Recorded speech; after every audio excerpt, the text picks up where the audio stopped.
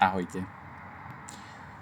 Som na parkovisku pri Optime a mám takú zase úvahu o stromoch. Na videu máte možnosť, na tom hornom videu, vidieť stromy, ktoré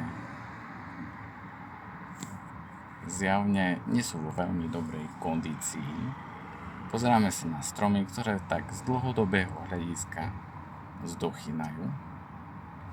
My si stále myslíme, že keď dáme stromu 1 alebo 2 metre štvorcové diery v betóne, takže on tam bude krásne rásť. Nehovoriac o tom, že v tej zemi je kopu betónu, sute, nemá dostatok vlahy, nič podobné. A my fakt čakáme, že tomu stromu sa tu bude dariť.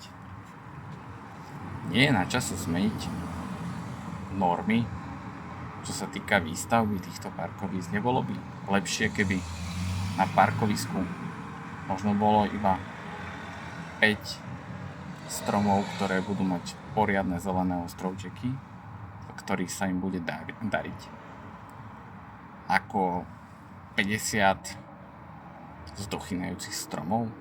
Tieto stromy sú tu, neviem koľko, 20 rokov?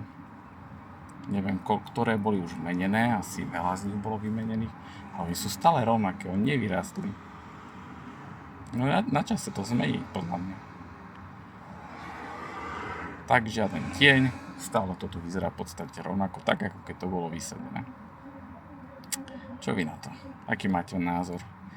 Lepšie 5 krásnych veľkých stromov, tvoriacich tieň, ako 50 zdochynajúcich. Som presvedčený, že sa so mnou zhodnete.